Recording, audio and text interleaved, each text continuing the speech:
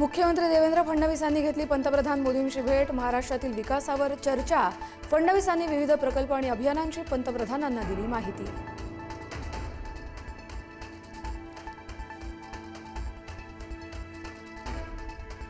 मराठा आरक्षणासाठी जरांगेंचं 30 मे पासून आमरण उपोषण। रखरखत्या उन्हात उपोषण करणार, उष्माघातानं बळी गेल्यास सरकार जबाबदार, जरांगेंचं वक्तव्य।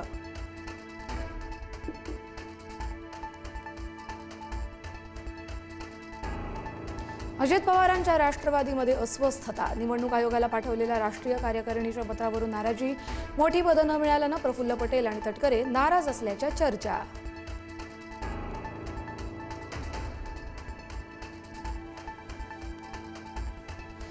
शिंदेंच्या खेळीला धक्का देण्यासाठी भाजपची रणनीती। भाजप खासदार आणि आमदारांनी घेतली बवियाच्या राजीव पाटील यांची भेट।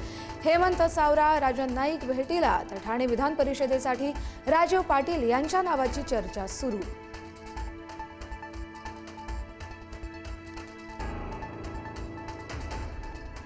नीट पेपर फुटी प्रकरणी सीबीआय तपासातून मोठी माहिती। मनोज शिरुरेच्या लातूरच्या फ्लॅटवर भरायचे विशेष क्लासेस। प्रल्हाद कुलकर्णी शिरुरेच्या घरात घ्यायचा क्लास।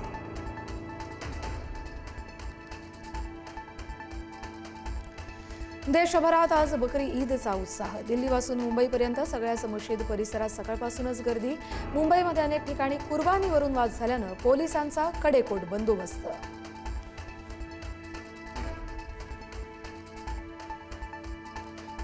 कल्याणच्या दुर्गाडी किल्ल्यावरती बकरी ईद निमित्त मुस्लिम बांधवांना नमाजास परवानगी, तर दुर्गाडी मंदिरात प्रवेश बंदी केल्यानं भाजपसह दोन्ही शिवसेना आक्रमक। पोलिसांनी वेळीच कार्यकर्त्यांना आवरलं।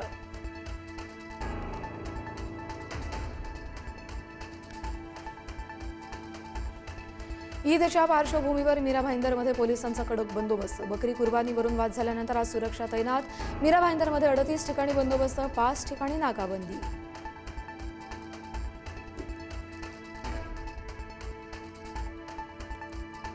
पुण्यातील सारसबाग आज आणि उद्या बंद। गेल्या वर्षी ईदला झालेल्या राड्यानंतर यंदा सतर्कता। कायदा सुव्यवस्थेचा प्रश्न निर्माण होऊ नये यासाठी काळजी।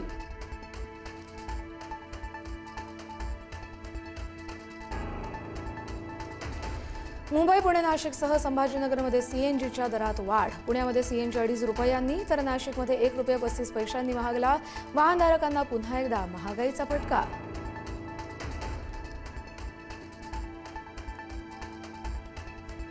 हिंगोलीमध्ये सरकारी रुग्णवाहिकेनं नकार दिलेल्या मातेचं बाळ दगावलं। डिझेलचं कारण देत नाकारली होती सरकारी रुग्णवाहिका।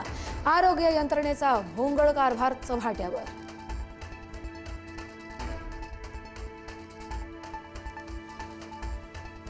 कर्नाटकचे मुख्यमंत्री सिद्धरामय्या आज देणार राजीनामा। राज्यपालांकडे राजीनामा करणार सुपूर्द।